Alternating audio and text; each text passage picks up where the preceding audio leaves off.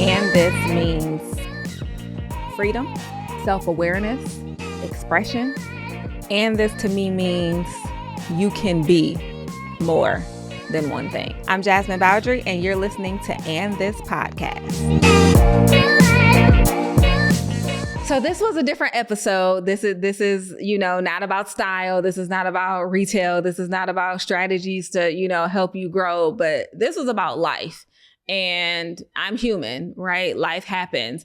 And so I wanted to use this platform and my voice as a way to educate, because I wish that, that I had. I wish that, this was something that was brought to me when I was in my 20s. I wish that I did act on this when I was, 35, 36, 37. And so I wanted to share this side of me with you, which is not something that, I often do transparently. I have kept this part of my life very protective, very personal, because I didn't want others to not only try to influence my decision, but allow them to share their opinions on what I should be doing with my life. So I reached out to another fertility doctor not the same one that I had before, but essentially still did some of that initial testing.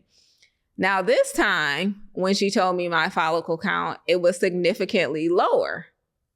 And I'm like, oh, shit, the eggs are dwindling. I remember it being like a super emotional conversation with the doctor, because it was such a drastic shift from what the previous doctor, maybe 2 years ago, had told me. And I'm like, wow, like I thought I had more time. When she told me that, super emotional, not that there weren't any there, just it's gonna be harder. And if you're gonna do it, like, you need to do it now, because this is just going to continue to decline. And so I'm like, damn, okay, now we gotta go through the mental shifts of starting an egg freezing process. I was ready to make the investment. I was in a better financial position, being comfortable making the investment. I really had to decide, like, is this something you actually want to do? And for me, the decision wasn't necessarily, do I want a child or children right now? But if I do in the future, it is better for me to have done this now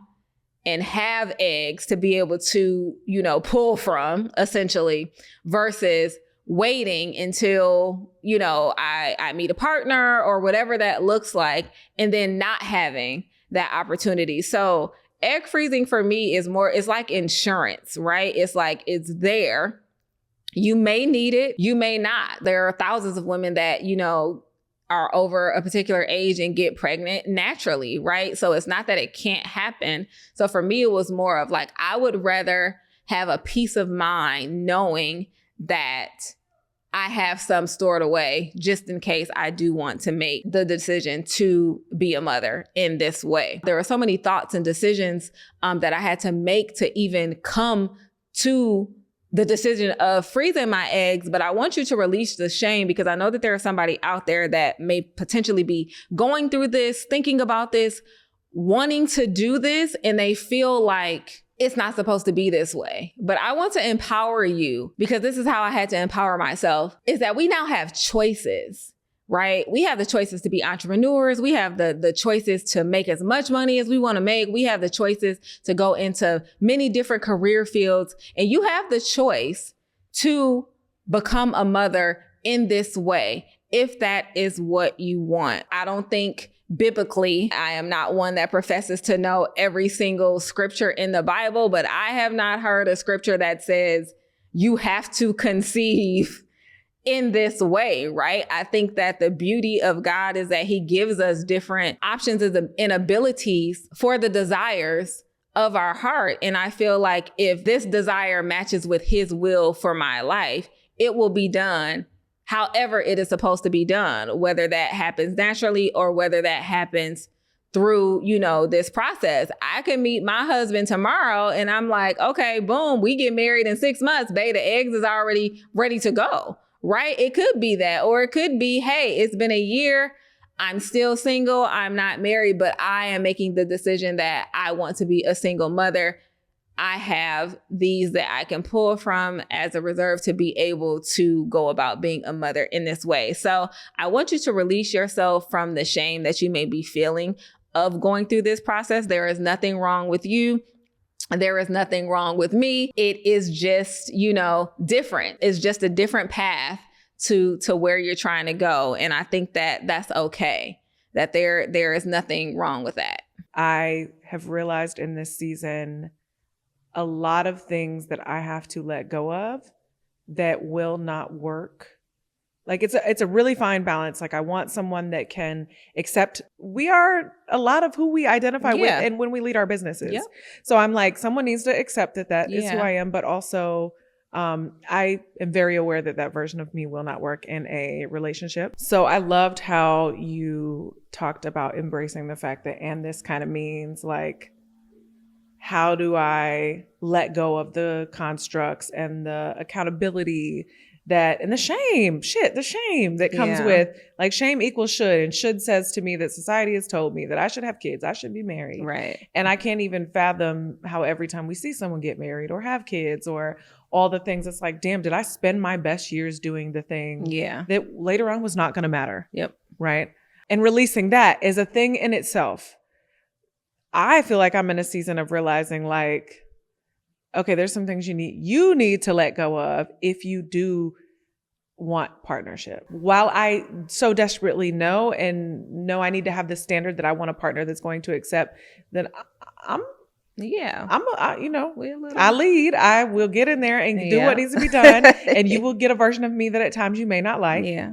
So obviously accept 100% of me, but also, Jessica, what can you do to let go of some things that would create space for partnership, and also acknowledge that, like, most men they will probably admire or love this version of you in some light.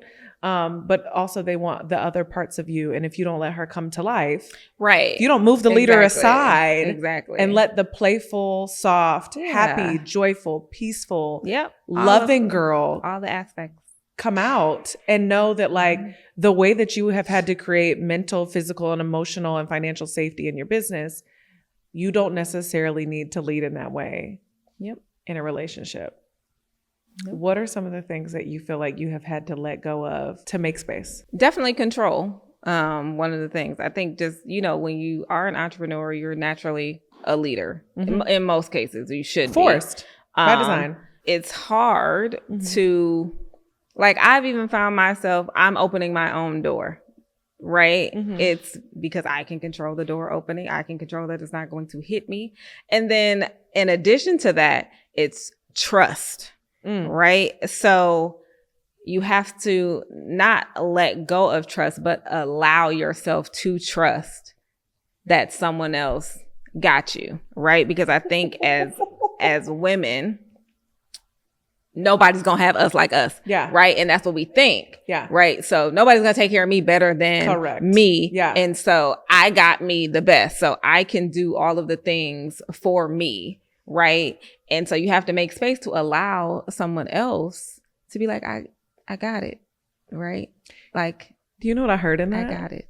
That is the same concept or release that I had to experience as when I hire folks to join my team. And I'm like, did they do that right? Yes. But did they do it the way that I wanted them to do it? Yeah, literally. I just do that differently. I hired a new team to handle quite a few things, right? So they handle social media, they handle and like across various platforms, they handle email marketing, they handle like funnel building. And I'm like, but see, I want it like to look like that. And like, can you, and I found myself being like, I'll just do it. Yeah. I'll just do it. Yep. Don't worry about it. I got it. Yep. I'll do it. Right. But one, that doesn't allow someone else to grow. Correct. That doesn't allow someone else to get to know what you like and how that like translates with dating. Yes. Right. If I'm always like, don't worry about it. Yep. I got it. It doesn't allow them to really learn more about you so that they can give you what you actually, desire. My insides are screaming right now. Yeah. Like, ooh, Like, I'm literally like in real time, like, I think I need to consider that in my life right now. Yeah. Like, I mean, literally it just happened like last week with my team. And I was like, I'll just do it. But I got it. Yeah. And they're like, but if we just understood how you go about like thinking about this, then we can execute it. Yeah. Right. So I think it's also not being afraid to share what you need.